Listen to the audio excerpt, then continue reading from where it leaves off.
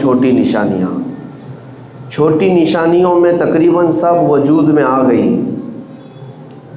چھوٹی نشانیاں جن کو علامات صغریٰ کہا جاتا ہے وہ سب دیکھنے کو مل رہی ہیں۔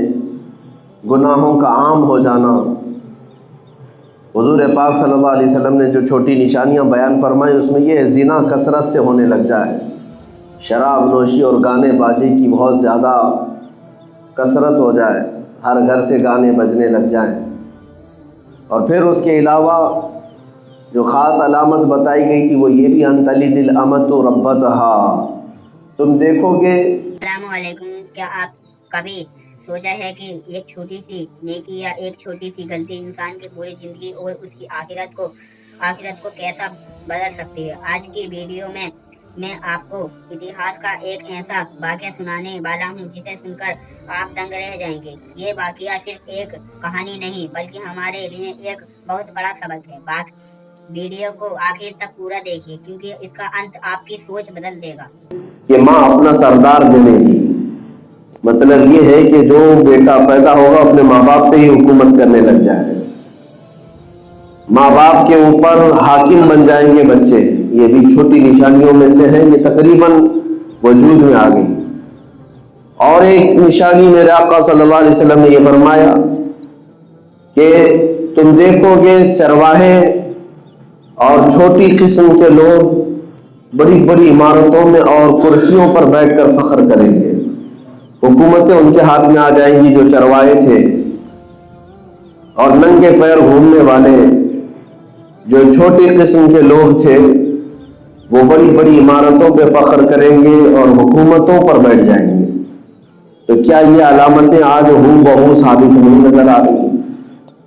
مشرق سے لے کر مغرب تک، شمال سے جنوب تک، آپ یہ موجودہ سیاست کو اپنی نظر میں رکھیں گے اور ہر کنٹری میں آج حکومت اور رولنگ کس کی ہے ایک آپ اینالائز کر کے دیکھ لیں تو تقریباً اس میں بیٹھے ہوئے لوگ وہی ہیں جو پچھلے بچھڑے ہوئے ذات کے لوگ ہیں، یا پھر ایسے لوگ کہ اچانک ڈاکہ زنی لوٹ مار سے نکل کر کے وہ حکومت میں آ گئے ہیں۔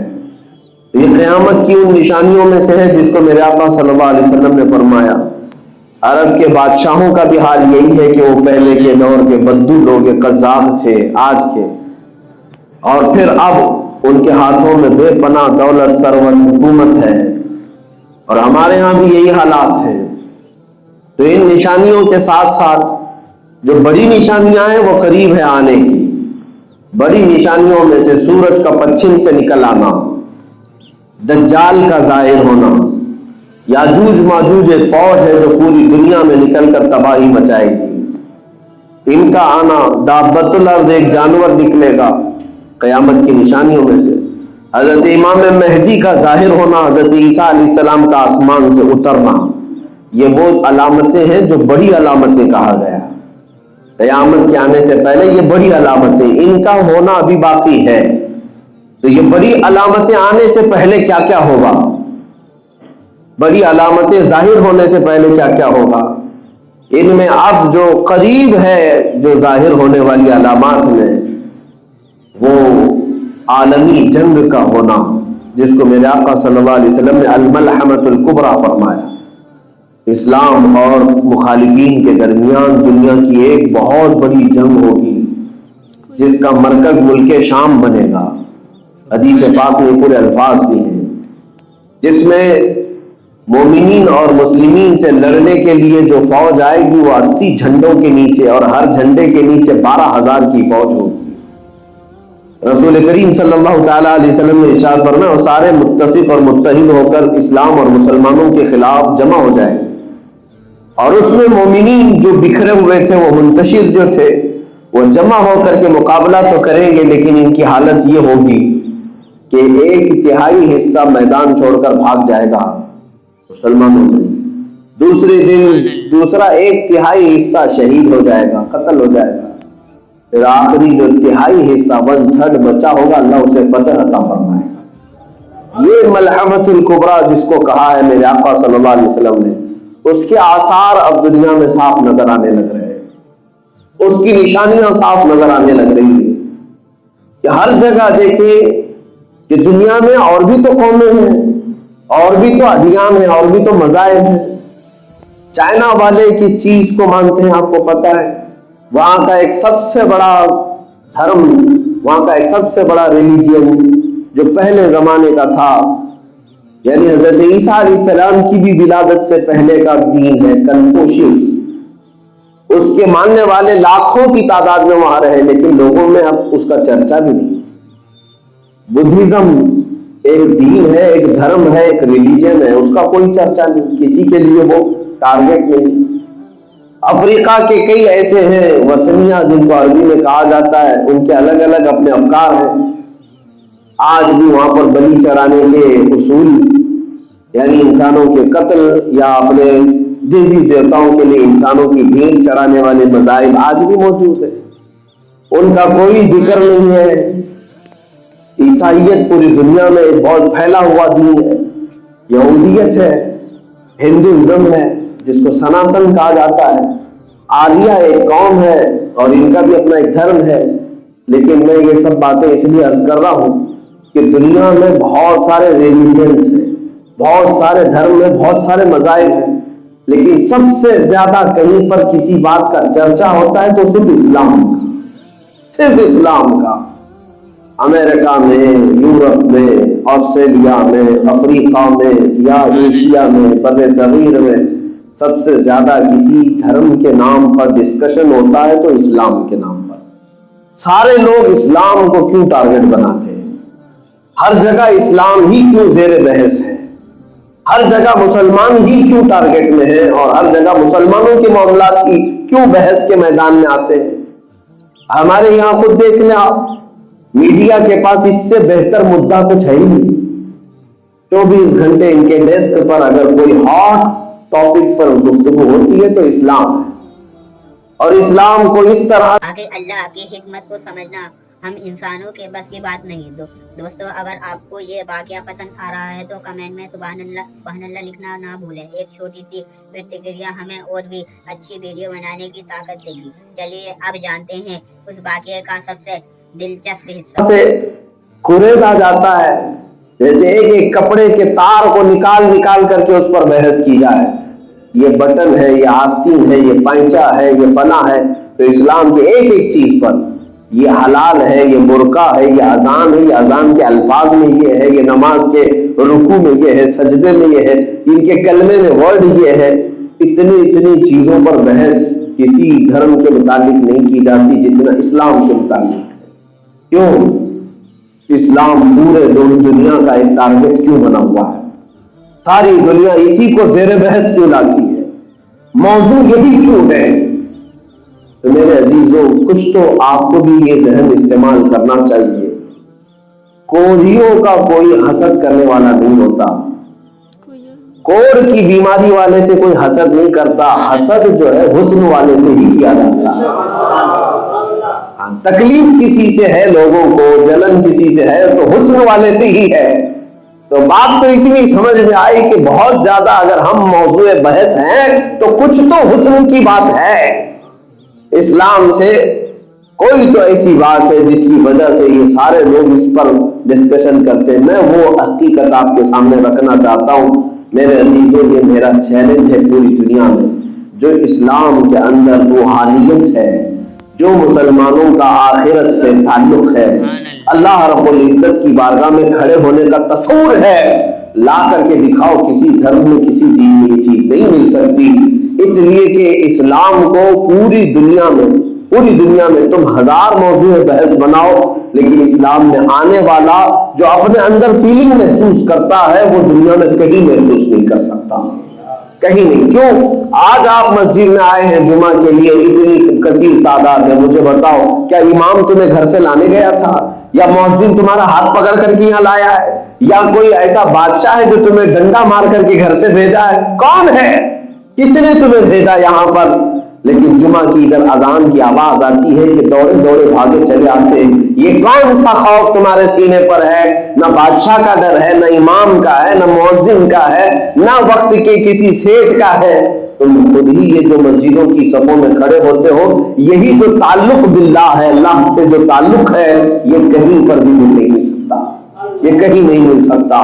یہ آج بھی نہیں بلکہ ہر زمانے میں مسلمان اگر کسی بات پر متحد رہے وہ اپنے رب ذوالجلال کے سے تعلق اور مصطفیٰ کریم کی محبت پر متحد و متفق رہے. اور یہی وہ طاقت ہے جس کو دنیا چاہتی ہے کہ ختم کر دیا جائے. یعنی ایک سروے کے مطابق دنیا کا ایک بہت بڑا امیر آدمی، میں نام ذکر نہیں کرتا بلکہ دنیا کے سب سے زیادہ امیروں میں ایک نام ہے، اس نے سروے کروایا تھا کہ انسان کتنے قسم کے ہیں دنیا میں. تو انسانوں کی 3 قسمیں اس میں شمار کی گئی. ایک وہ لوگ ہیں جن کو دھرم سے کوئی تعلق ہی نہیں، یعنی وہ دھرم کو مانتے ہی نہیں، وہ ایتھیسٹ ہے. وہ صرف اور صرف انجوائے کرنا چاہتے ہیں لائف میں. یہاں پر وہ ان کی تعداد کتنی ہے وہ بھی سروے میں آیا. اور کچھ وہ لوگ ہیں جو دھرم میں بٹے ہوئے ہیں لیکن وہ فارمیلٹی کے طور پر، یعنی مسلمان ہیں کہ ہندو ہیں کہ یہودی ہیں عیسائی ہیں، جو بھی دھرم سے ہیں، ایک ان کو فارمیلٹی چاہیے، ایک نام چاہیے کس دھرم سے ہے. اس کے لیے بھی بہت سارے لوگ جڑے ہوئے. یہ دوسری قسم ہے انسانوں کی. ایک تو وہ ہے جو ایتھیسٹ ہیں، ان کو کچھ چاہیے ہی نہیں، ان کو نام بھی نہیں چاہیے، وہ مسلمان بھی نہیں رہنا چاہتے، ہندو بھی نہیں، کرسچن بھی نہیں، جیوز بھی نہیں، کچھ نہیں رہنا چاہتے. وہ انجوائے کرنا چاہتے ہیں دنیا میں، بس لائف گزارو اور چلے جاؤ. ایک قسم یہ انسانوں کی.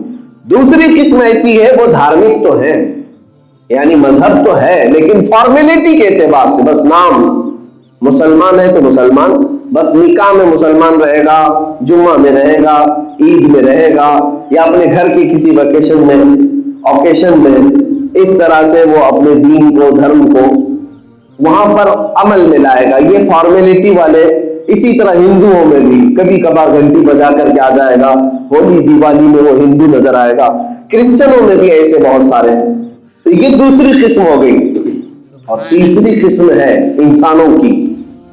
تو وہ جس نے ریسرچ کیا یا سروے کیا وہ کہتا ہے کہ انسانوں میں یہ لوگ ہیں، they are very dangerous، سب سے زیادہ خطرناک لوگ ہیں. یہ کہا کہ وہ کون لوگ ہیں؟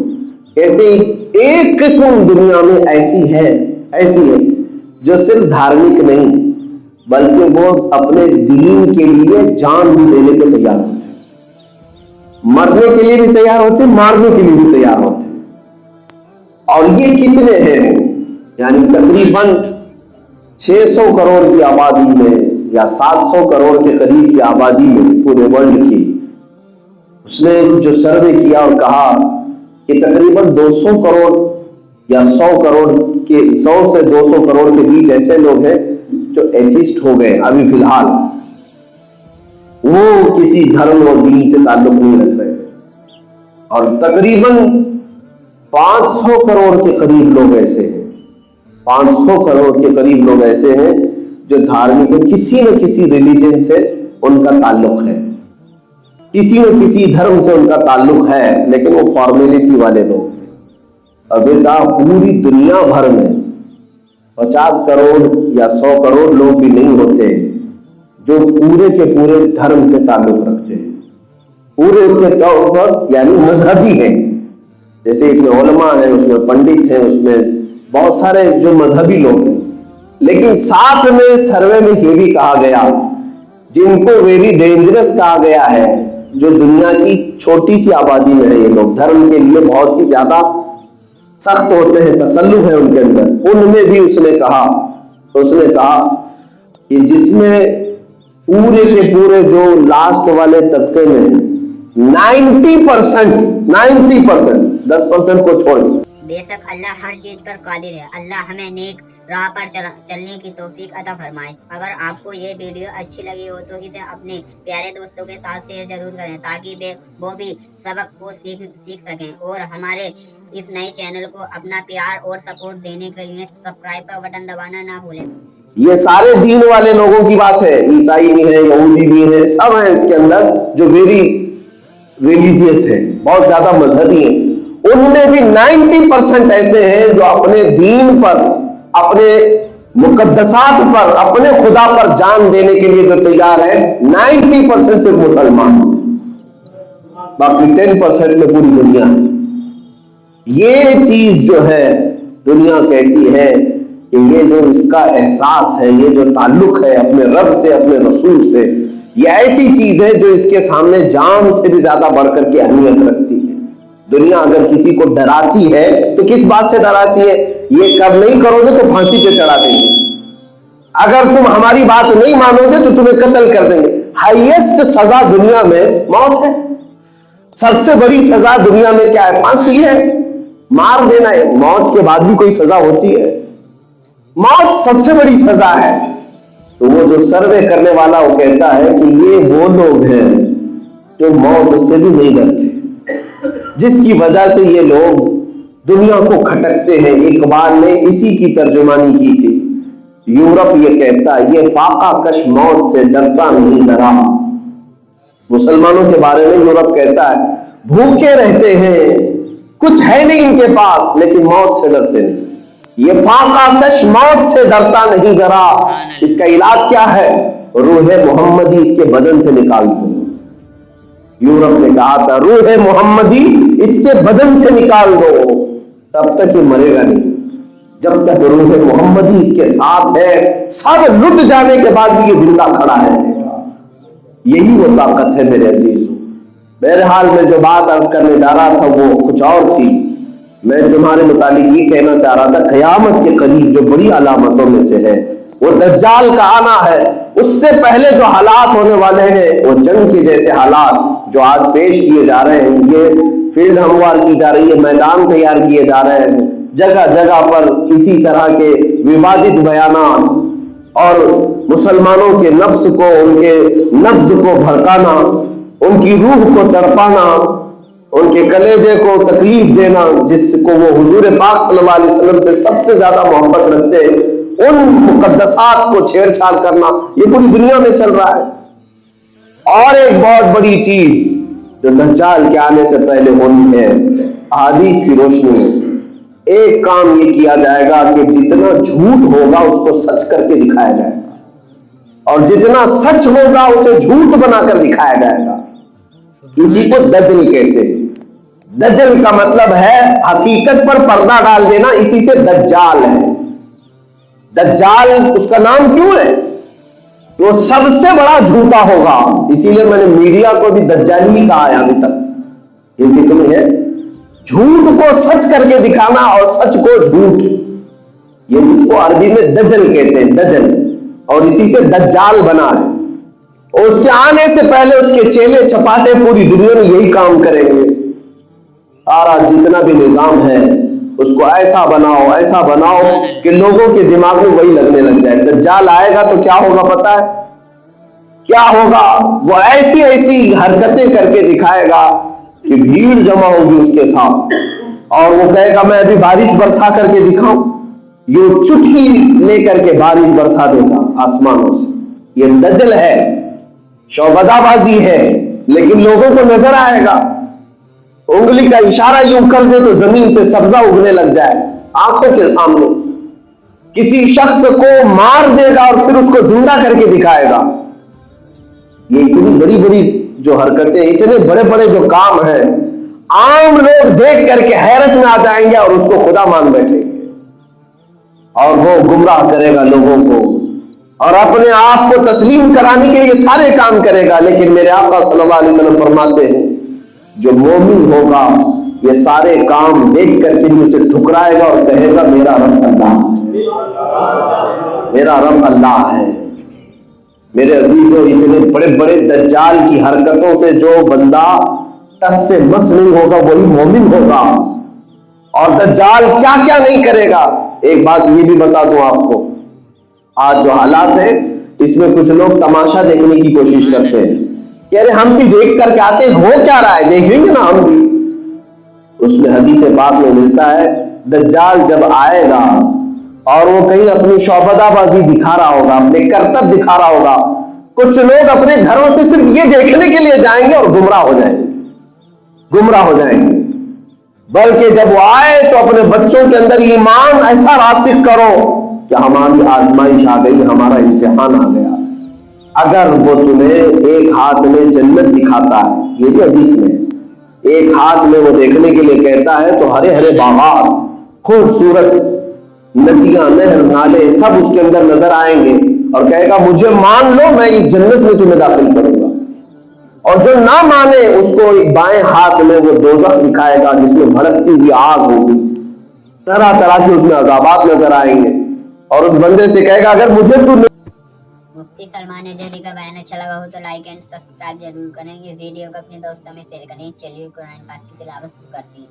اعوذ باللہ من الشیطان الرجیم، بسم اللہ الرحمن الرحیم۔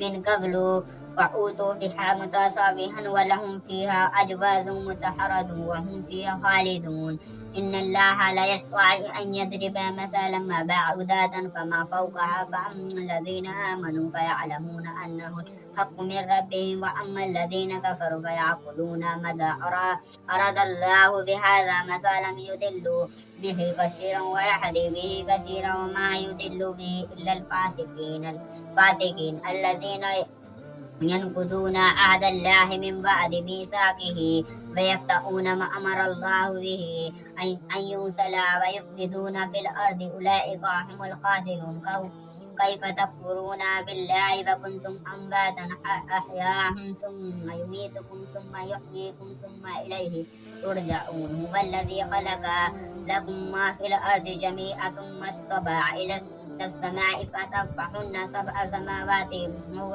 بكل شيء عليم وإذا قيل ربك للملائكة إني جاعل في الأرض خليفة قالوا أتجعل فيها من يفسد فيها ويسفك دماء ونحن نسبح بحمدك ونقدس لك قال إني أعلم ما تعلمون وعلم آدم الأسماء كلها ثم عرضهم على الملائكة فقال أنبئوني بأسماء هؤلاء إن كنتم صادقين قالوا سبحانك لا علم لنا إلا ما علمتنا إنك